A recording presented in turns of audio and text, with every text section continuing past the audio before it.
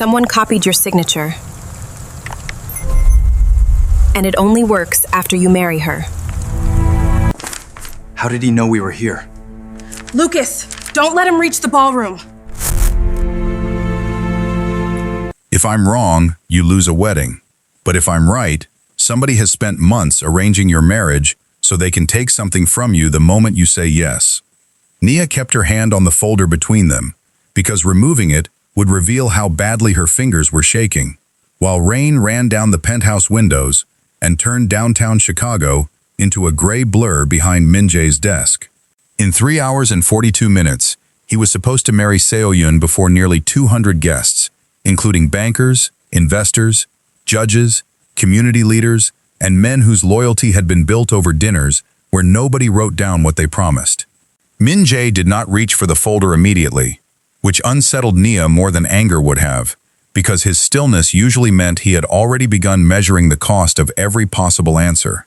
"Tell me what you know, not what you're afraid of," he said, and Nia pushed the folder toward him, while one hand settled over the child shifting beneath her ribs.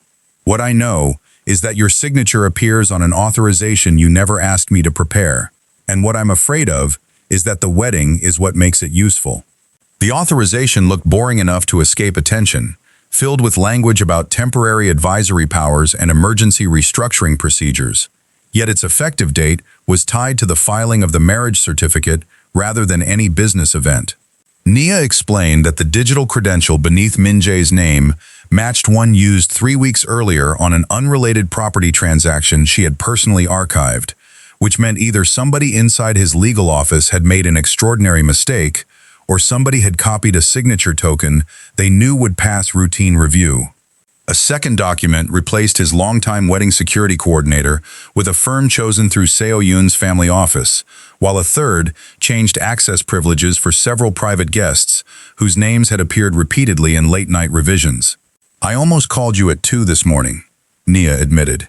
"But I had a pattern, not proof, and if I accused your future wife's family because I was tired and scared, I wouldn't get remembered as careful."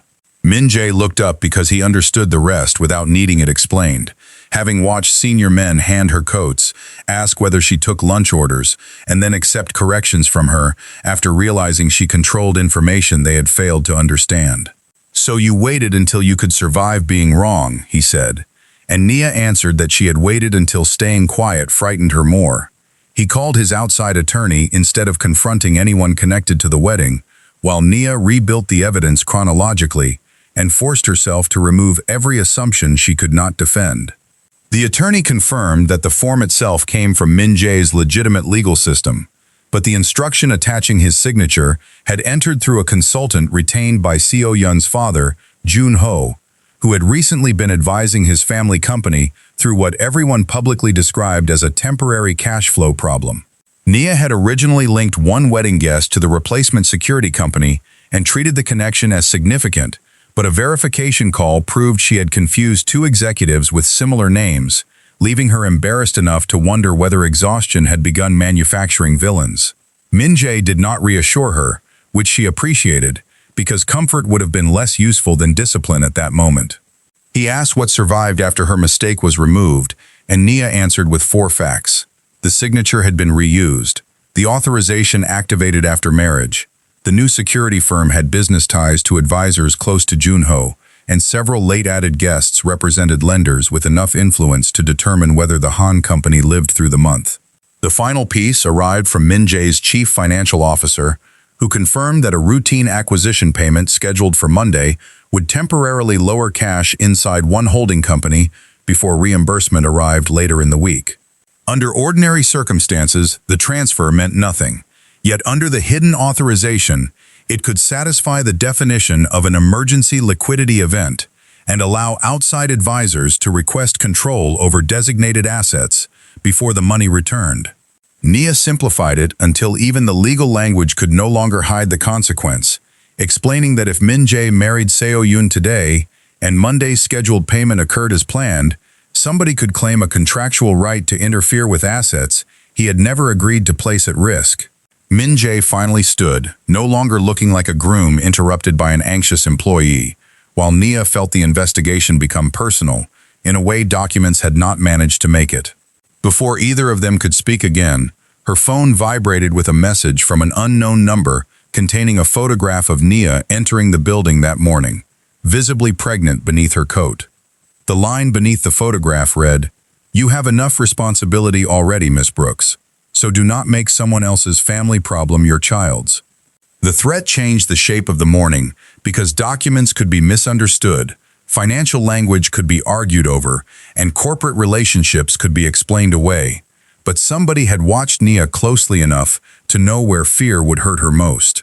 Min-jae ordered building security to preserve footage rather than launch the public search, his first instinct demanded, while Nia refused his suggestion that she leave under escort and spend the day somewhere undisclosed. "If I go home because they mention my baby, then whoever sent this learns they can move me around," she said, and Min-jae started to argue, before realizing he was about to make the same mistake the sender had made by treating her pregnancy as permission to decide for her. He assigned protection that would remain visible only when necessary, then asked what she needed, forcing himself to transfer control of her safety back to the person whose safety was actually at stake. Nia wanted the hotel's revision records, because the threat proved someone knew an investigation had begun, and that meant whoever had built the plan might start erasing the parts they had not yet found. The wedding coordinator gave Nia access to the change history because Min-jae authorized it personally, and the record revealed that 12 seating alterations had been submitted through Seo-yun's account during the previous 6 days. Several lenders associated with the Han company had been moved near Min-jae's finance chief, 2 attorneys, and a private banker who handled credit facilities for companies Min-jae controlled, creating a room where supposedly casual conversations could become the beginning of emergency financing discussions. Nia expected the changes to implicate Seo-yun directly, yet the coordinator remembered that follow-up calls came from a man identifying himself as Joon-ho's chief of staff, who claimed the bride was overwhelmed and had delegated last-minute details. Min-jae stared at Seo-yun's username on the log with the expression of someone searching for a clean answer and finding only degrees of uncertainty. "She either knew, or somebody used her name because they knew I would trust it," he said, and Nia told him that both possibilities were ugly for different reasons.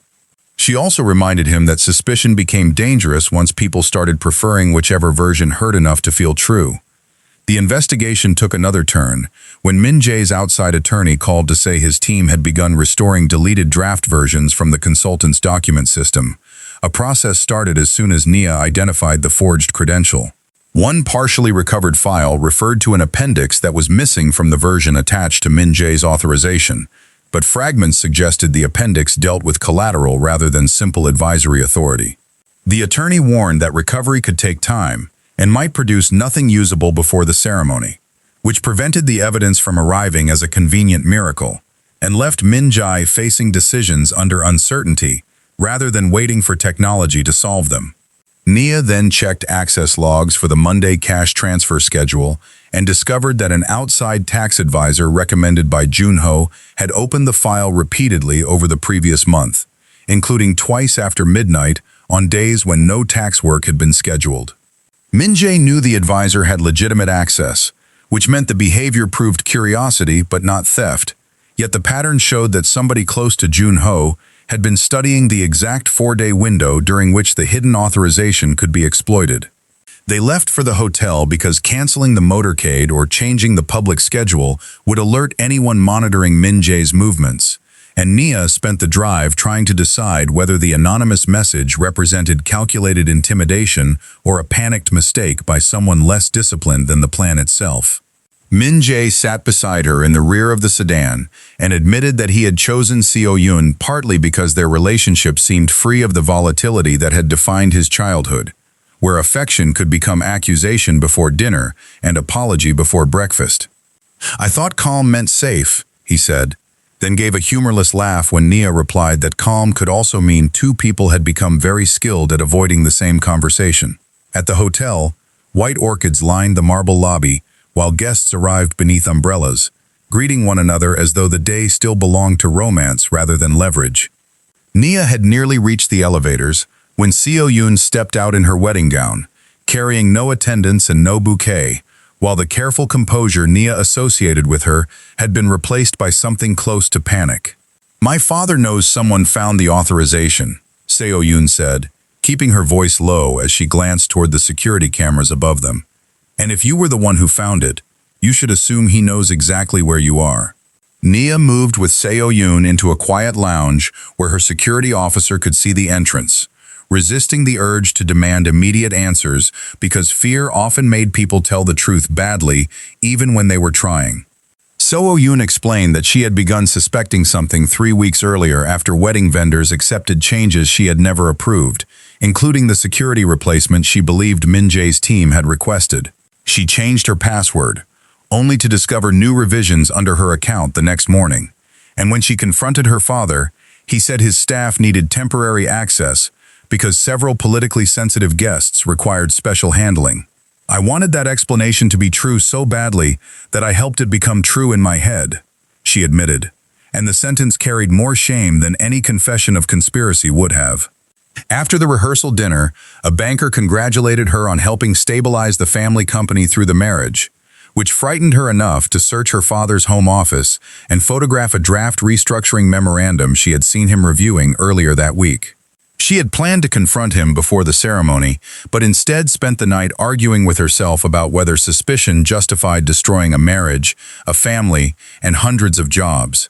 The memorandum described temporary control during a financial emergency, but referenced an appendix that was not physically attached, matching the file Min-jae's attorney was already trying to recover. Nia photographed each page and sent them through the secure channel, while Seo-yun admitted she had not told Min-jae because she feared he would hear her hesitation as participation. "That's not a good reason," she said before Nia could soften it. "But it's the real one, and I'm done making a respectable version of what I did." Her phone rang before Nia could answer, displaying Joon-ho's name, and Seo-yun accepted the call because refusing would reveal more than either woman wanted him to know. He asked whether she was alone, then advised her to stay away from Min-jae's assistant because Nia had apparently become confused about matters beyond her role. Seo-yun looked toward the nearest camera after the call ended, realizing that her father knew she was with Nia, despite having no ordinary reason to know where either woman stood. Joon-ho arrived several minutes later, wearing the expression of a father managing wedding nerves, but his first words to Nia made clear that whatever warmth he displayed belonged to performance rather than concern. He suggested that pregnancy made days like this unnecessarily taxing and offered a driver to take her home, then shifted when Nia told him Min-jae had specifically asked her to remain. "You have done your job well for him," Joon-ho said, lowering his voice. "But there is a difference between being trusted with a schedule and believing you understand what keeps families like ours alive." Nia might once have answered defensively, but the anonymous threat had stripped away her interest in earning his approval, so she asked why documents had been submitted through Seo-yun's account after she changed the password. Seo-yun joined the question by asking why her father's advisors needed access to Min-jae's private cash schedule, and Joon-ho finally abandoned politeness for urgency. He told them the Han company was weeks from default, lenders were preparing to pull credit, and 400 employees could lose jobs if the family failed to secure enough confidence to survive the quarter. Min-jae entered before Joon-ho could turn desperation into justification, accompanied by his attorney, who carried a tablet displaying the first substantial portion of the restored appendix. The recovered language did not merely permit advisors to recommend financing, it allowed a temporary committee to pledge selected Kang assets as security for emergency loans arranged through lenders associated with Joon-ho's investment partners. If Monday's ordinary payment triggered the technical cash threshold, the committee could lock assets before Min-jae's reimbursement arrived, creating enough pressure to force refinancing under terms favorable to those same lenders. Joon-ho immediately claimed the appendix had been drafted by consultants as a worst-case option he never intended to use, and the attorney acknowledged that the document alone could not prove otherwise. Min-jae asked why his signature had been copied if the plan depended on his consent, and Joon-ho hesitated long enough for Seo-yun to stop looking like a daughter awaiting reassurance. "Because he would have said no," she answered for him, and Joon-ho did not deny it. Joon-ho's defense came apart gradually, rather than dramatically, which made it more unsettling, because each concession revealed a man who still believed his motives, should excuse methods he would have condemned in anyone else. He admitted authorizing advisors to prepare emergency financing options and allowing them access to information that Min-jae had never knowingly shared with him, but insisted that his goal had been to buy enough time for the Han company to recover without layoffs. Min-jae asked whether he approved copying the signature credential, and Joon-ho answered that he had authorized the paperwork to be made ready, a phrase vague enough to preserve deniability, while confirming he expected the documents to exist before Min-jae agreed to them.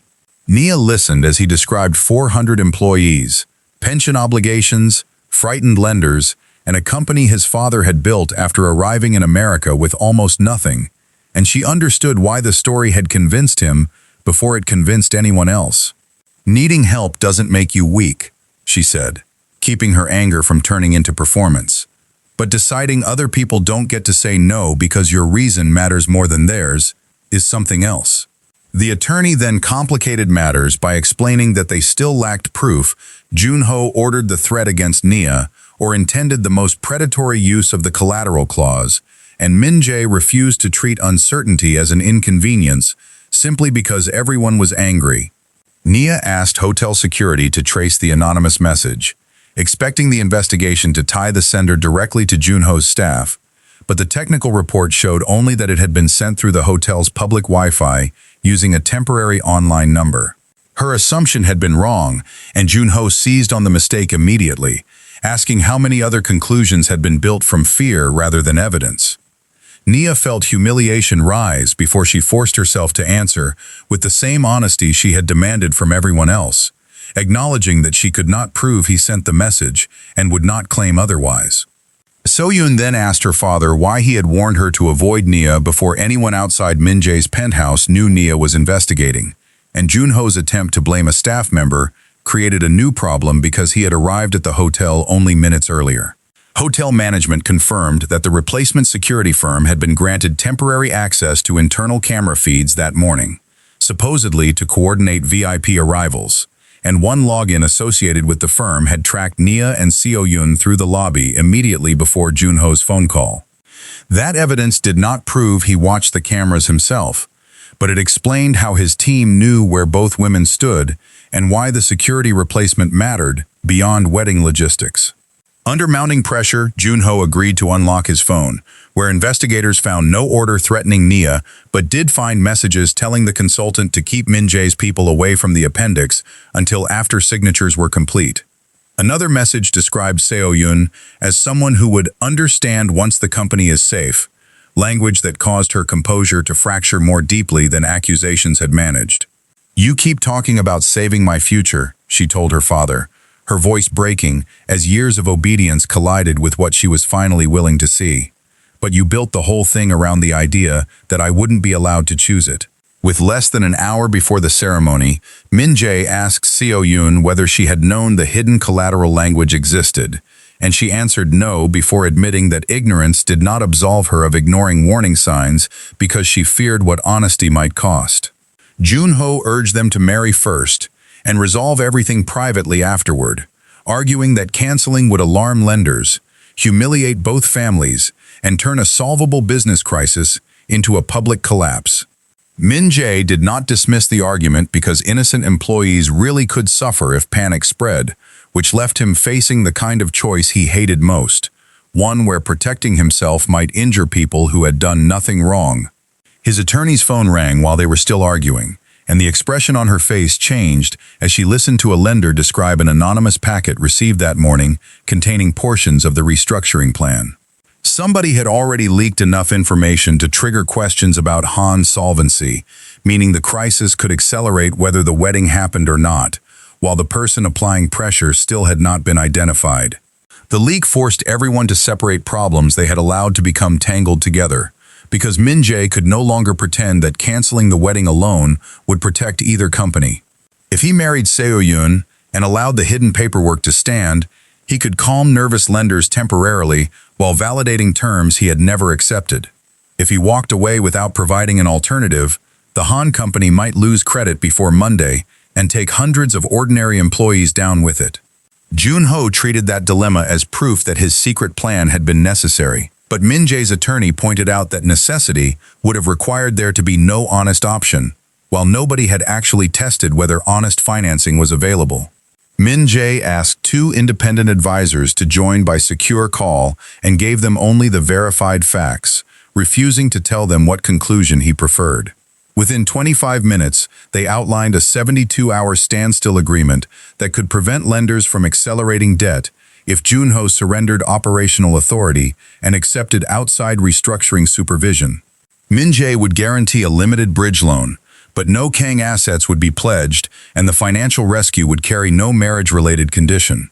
Joon-ho rejected the proposal almost immediately, objecting that surrendering control would destroy confidence in his leadership, and the speed of his refusal revealed more than another document could have. Seo-yun asked whether he was truly trying to save 400 jobs or trying to save the version of himself who had never needed anyone else's permission, and her father reacted with a flash of anger that finally stripped away the careful vocabulary of duty. He accused her of humiliating him in front of outsiders after everything he had sacrificed for her, while Seo-yun answered that his sacrifices did not purchase permanent control over her choices. For the first time all morning, Min-jae lost his own restraint, slamming his palm against the conference table hard enough to startle everyone, before demanding that Joon-ho stop using love as a receipt. His anger faded almost as quickly as it came, leaving him visibly ashamed of the outburst, yet the imperfection made his next words more believable, because he was no longer speaking like a man who always knew the right sentence. "You could have asked me," he said, breathing unevenly, "and maybe I would have said no, but you decided my no was the problem you needed to solve." The consultant behind the anonymous message was identified when hotel security matched his temporary Wi-Fi session with an employee badge used near a service corridor shortly before Nia received the threat, and additional footage showed him checking camera feeds through credentials supplied by the replacement security firm. Confronted by Min-jae's security chief and hotel management, he admitted sending the message because he believed Nia had discovered enough to stop the deal, although he insisted Joon-ho never instructed him to threaten her. That distinction mattered, and Nia refused to let anyone erase it simply because the cleaner story would make punishment easier.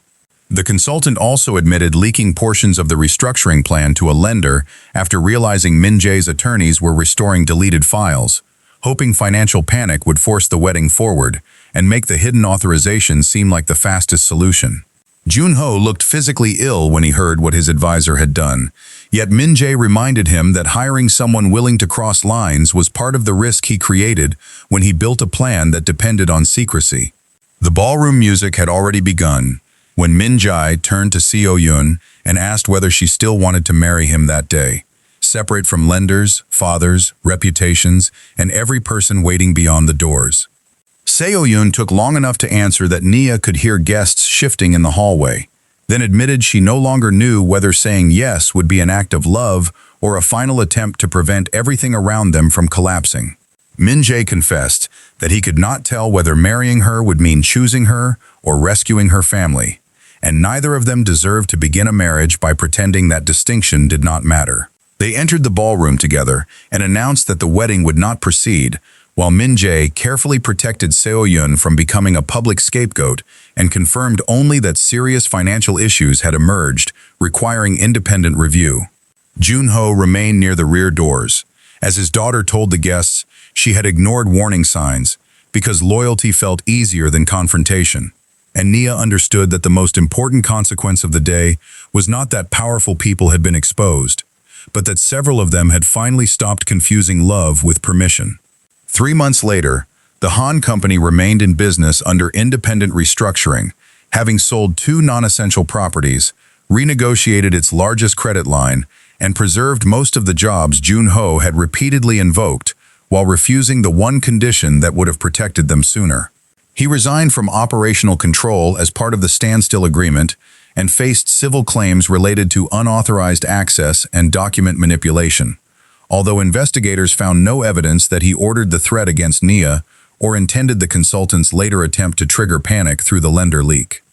The consultant faced separate criminal charges for intimidation, unauthorized system access, and misuse of confidential information, leaving Joon-ho with a punishment less dramatic than prison, but perhaps more difficult for him personally. He had to watch other people repair the company while learning that responsibility did not disappear simply because someone else carried an unethical plan farther than he expected. Seo-yun chose to work with employee representatives during the restructuring rather than defend her father publicly, and the decision cost her friendships, family approval, and the comforting certainty that obedience had once provided. Her relationship with Min-jae remained unresolved in a way Nia found healthier than a quick romantic reunion, because both of them needed to discover whether they loved each other without a ballroom, a corporate alliance, or two families telling them what their future was supposed to mean.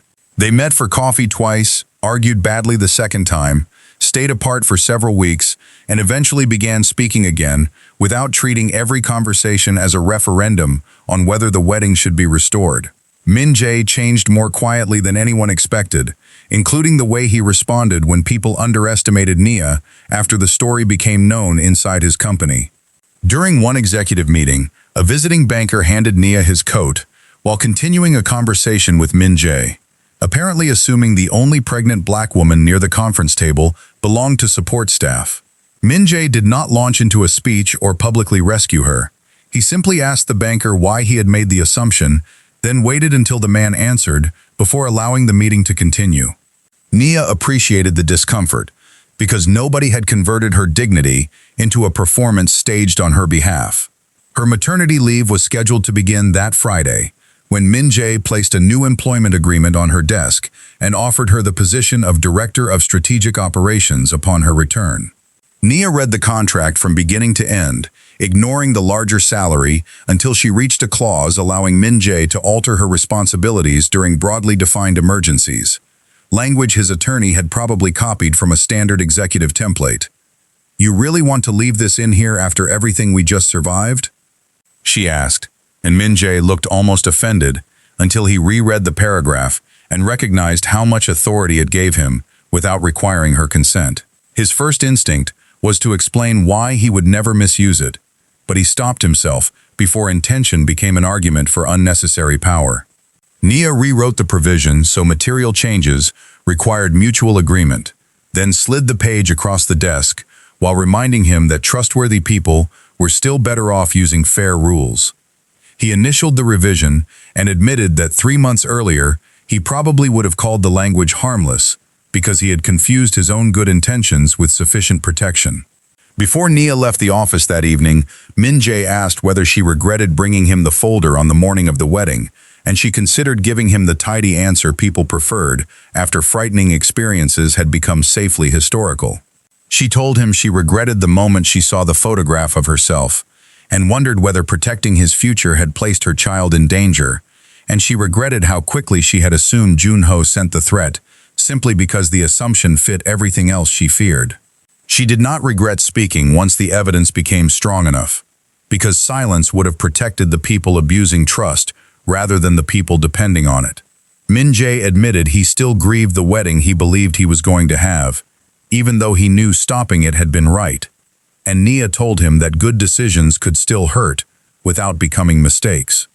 As she stepped toward the elevator with one hand resting over the child who would arrive within weeks, she understood that none of them had been saved by perfect judgment. They had been saved by the harder habit of correcting themselves before pride turned a mistake into a principle. The elevator doors were closing when Min-jae called her name and reminded her that nobody from the office was permitted to contact her during leave unless she contacted them first, an instruction so unlike the man she had begun working for that Nia laughed before promising she would hold him to it. Outside, Chicago had already moved into early spring, leaving the sidewalks wet from melting snow while evening light reflected against the river and office towers. The wedding had not produced the alliance everyone expected. Joon-ho had not preserved his authority. Seo-yun had not received the future her family planned. And Nia had not remained the invisible assistant who survived powerful rooms by making herself easy to overlook. What remained was less elegant than the life each person had imagined, yet it was also more honest, because nobody's dignity depended on someone else staying silent. Nia walked toward the waiting car, thinking about the daughter she would soon meet. And for the first time, she hoped the child would not grow up learning how to make herself acceptable to powerful people, but how to recognize the moment when respect required speaking, even before certainty arrived.